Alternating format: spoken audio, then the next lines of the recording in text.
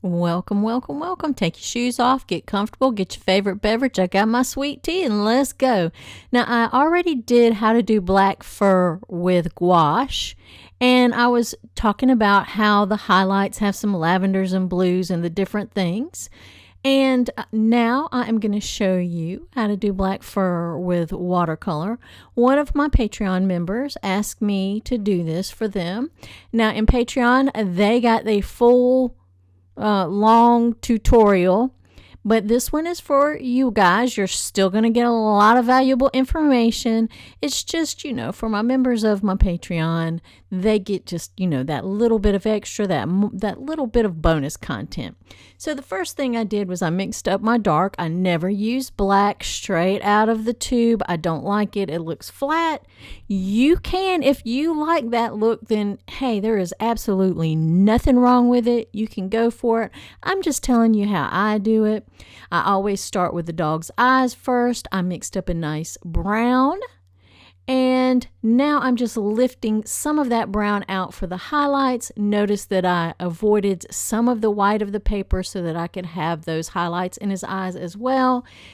And now I am going to put in the highlights of the fur, and I'm using a sort of a cobalt blue, teal blue color, because if you look at a black dog's fur, the reflections are not gray. The reflections are usually of objects around them, or sometimes it's just the sun bouncing off of them, and those beautiful sun rays can be blue or purple or maroon or lavender. They can be a whole range of colors. So that is what you want to look at when you're looking at your black dog. You want to see what colors you see in those highlights. Now, for this particular little Frenchie, he is a cutie, I saw these teal blue and I saw some maroon highlights. Now, I am guessing that he's probably not a pure black dog, that he's probably got a seal coat. And what that means is that when you see a black dog in sunlight, a lot of times his coat will look brown or maybe like a liver colored, and that's what you call a seal coat. Without the sun shining directly on him, they look black. Darcy has that. He is a black dog, but when he is out in the sun, he has some beautiful, like really reddish brown tones. So that's all a seal coat is, and yeah, but like a pure black dog, he's not going to have those maroon highlights as much. He's going to have more lavender, more light blue, more purple, those colors. Anyway, we got to the nose here. He has a little nose rope, so I did that dark shadow on the top of his nose. Of course, I did his nostrils really dark, and then I did a light pale gray across his nostril, across his whole nose. I let that dry, and now I am coming in there because once I let it dry, I lost some of the definition because I was doing wet and wet. And so now, while the paper is dry, I'm just coming in and painting in those shadows on his cute little nose. I love French Bulldog. I love all dogs. Come on, people. You know Viv by now. We love us some dogs. We love us some cats. We love us some raccoons and any other animal that might wander on in the yard. So I got those in the darker shadows on the nose. And now I am going up to where he has his darkest shadows. Now, I know you're supposed to go light to dark with watercolor, but Viv don't always follow them rules. Viv just goes on and does what she wants to do, and it's going to work out in the end. So what I'm doing now is I'm going to where my darkest shadows are on my pup, and I am going in there with a darker mixture of that black. It's not an actual black. What I do is I mix indigo and burnt umber, but then you can also add some blues to that so that it's more of a chromatic dark color and not just a flat color. So I do that as well, and I am blocking in where I see those darkest shadows. And how I'm doing that is I'm just doing tiny little brush strokes to make it look like fur. And when you're doing fur, you always want to remember to make your brush strokes go in the proper direction that the fur is growing. That's how it works. If you go the opposite direction, you're going to have a funky looking dog. Our dog is not going to be funky. We're going to have a cute little black seal coat French Bulldog when we're finished, because his fur is going to be going right. Now, as you can see, I am going over some of the maroon highlights as well with those tiny little brush marks. Just remember to let those brush marks be far enough apart that some of that highlight shines through. You want that original wash, that initial wash, to shine through your next washes. And that just gives it a lot more visual interest, and it's, gives it that little spark. So don't cover up your highlights completely. The other thing you do, and I say this in almost every video when I'm doing watercolor, is you pay attention to the shapes of the shadows and where the shadows are and how light or dark they are. Because all shadows are not just solid black. All shadows go in gradations with the value tones, with the value scale, from darker to lighter till you get to a highlight. And, the highlight is the lightest part, obviously. So then the shadow is the darkest part. And then you have all those beautiful midtones in between. And all shadows are not the darkest value. So just keep that in mind. So you're making sure you got it at the right value, the right tone, the right lightness or darkness. That's all that means. And then you're going and gradually, putting in the midtones. This is just how I do it. This is how I also do pastels, except for I do it the opposite way. I put in my darkest tones first and then my highlight tones. With this cute little puppy, I did my highlight tones first, and now I'm coming back in with my darkest tones, just blocking in those shapes, and then gradually going to the mid-tones. So I'm going from the darkest back to my lightest highlight, which I already have on there. And that just helps me judge how light or dark I need to go with the paint. It's just a good way for me to do it. Now, other artists don't do it this way, but that's the best way for me to judge it. If I have my lightest tone and my darkest tone, then I can judge how light or dark those midtones can be. I hope that makes sense, but that's just how I do it. Other artists do it differently. Again, I'm just doing tiny little strokes, little tiny brush strokes. I'm using a number 2 silver black velvet series 3000 pointed round brush. I think that cost me $11. I bought it all by itself. If you buy them in a pack, they're like $60, or they could even be more than I can't remember. They're not cheap. I would say they're mid-range, but higher mid-range. They're not cheap brushes, but they are excellent brushes. These have lasted me for quite a few years. And I like these brushes. So now again, I'm going in. I am doing a few little dots, like right on his lips. I'm going ahead and just darkening up that shadow where his little nose rope is. The nose rope is just that little fold of skin that French Bulldogs, English Bulldogs have, because their little face is so pushed in. So that's the nose rope. It goes right over their nose. It's that little wrinkle. So I got that in. Now I'm just putting some shadows across his jowls, down the front of his lips. And I'm staying sort of to the lighter side of the midtones, because you always layer it. And that's the good part about the midtones. If you know where your dark tones are and you start laying in your midtones, you can always go darker with those midtones. So lay those in like mid to light and then adjust as you go.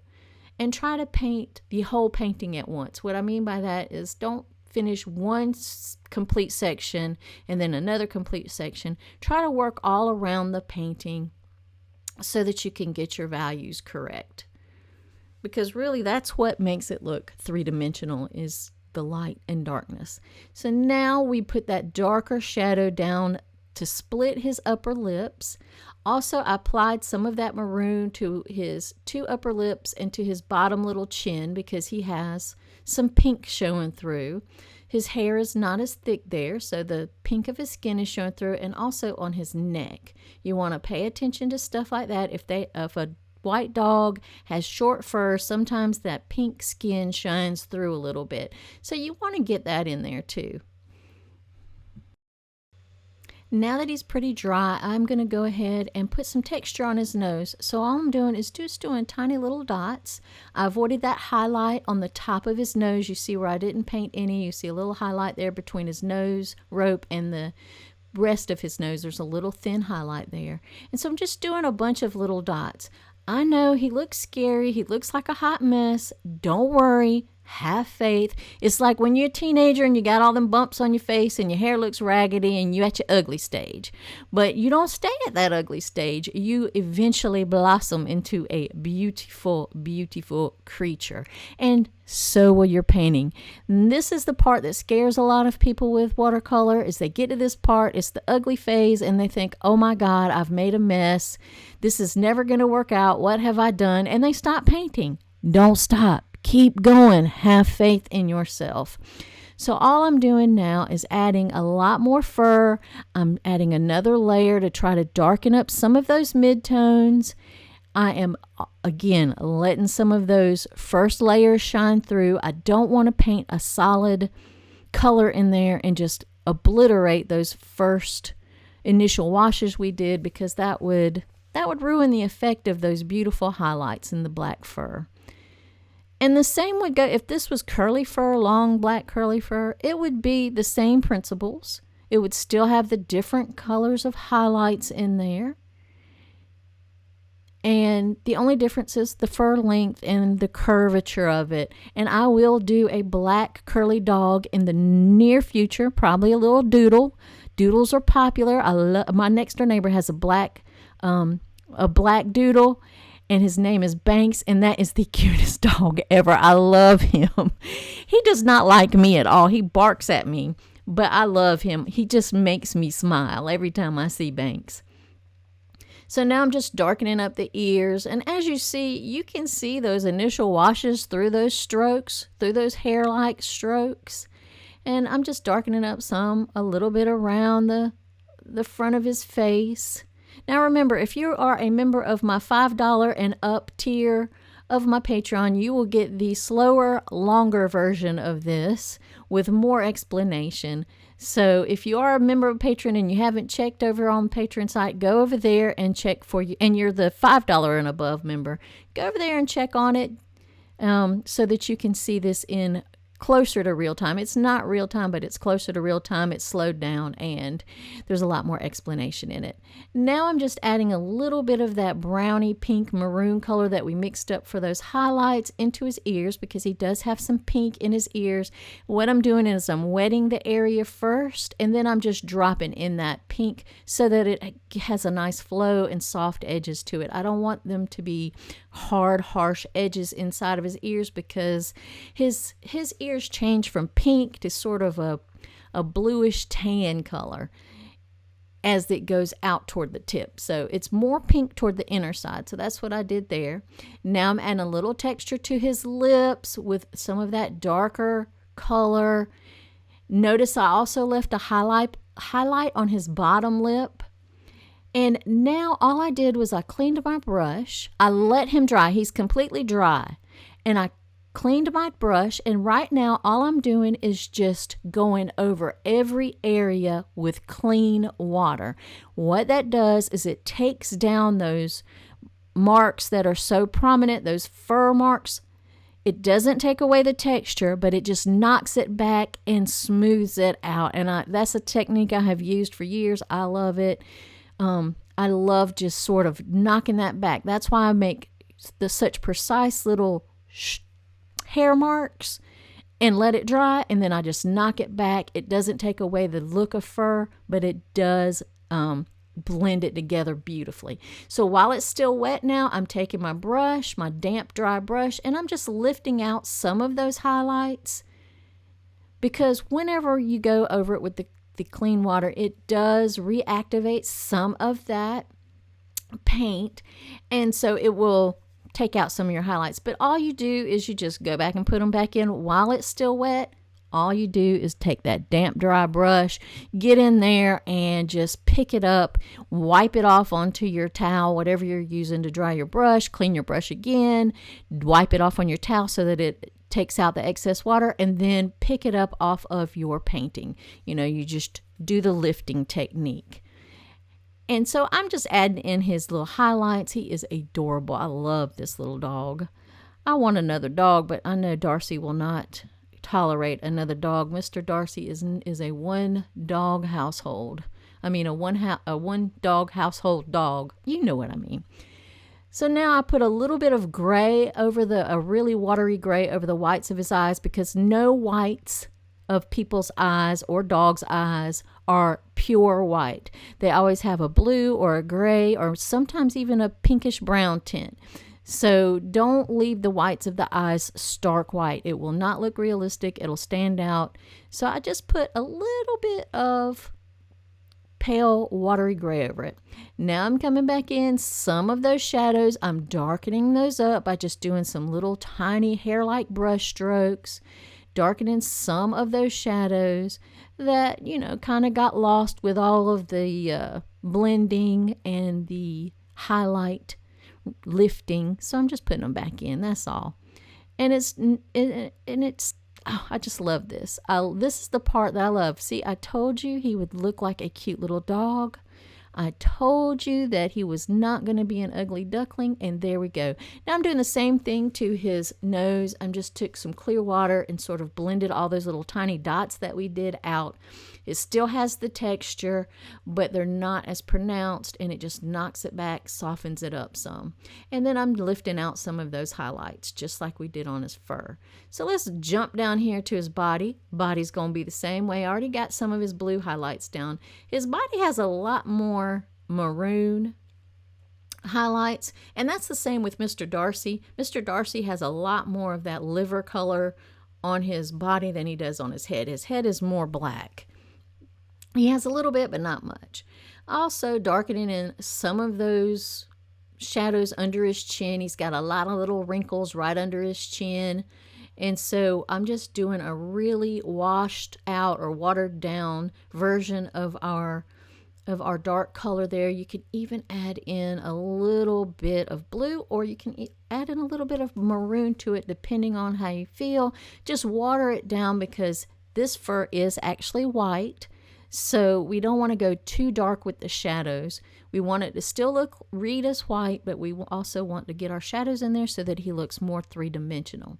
Now, just like I did on his face, I'm blocking in those darker areas again with just tiny brush strokes and going with the same direction that his fur is growing down his body. And I do this every time. So now we've got the highlights in, and now I'm going in with where the darkest areas, the darkest shadows are. I'm blocking those in, paying attention to the shapes. And then once I get those in, we're going to go for the midtones, and we're going to try to gradually match those midtones that will go from the darker areas to the highlights. So we'll gradually build up the midtones. We'll come in light with the midtones at first, and then we'll just gradually layer and build those up. And that's just how my brain works. Now, if your brain works differently, do it that way.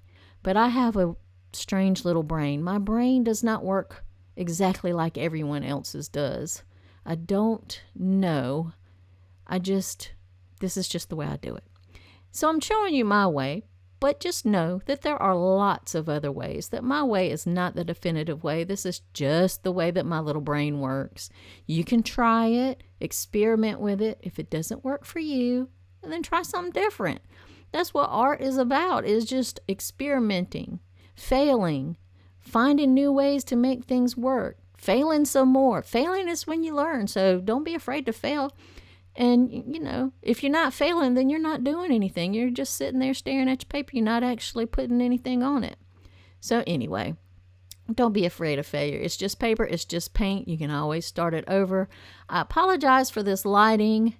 My husband had a little emergency during my filming of this, so I had to cut my filming off and go and help him. And when I came back, the sun had already came over and was blaring into my window. So I apologize. I hope you can still see the technique and what I'm doing and the process.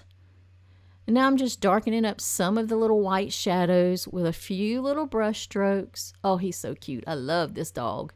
Now I am going in here and just adding in a few more darker, just doing a layer and darkening up. Like I said, now that I've got the whole thing done, I can compare those highlights and those darks and see where I need to go darker with the midtones.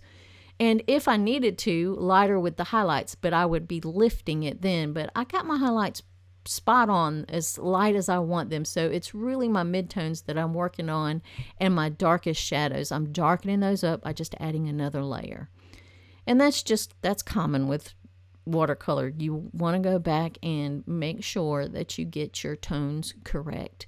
And the best way to do it is to layer, is to glaze over. And that's all I'm doing.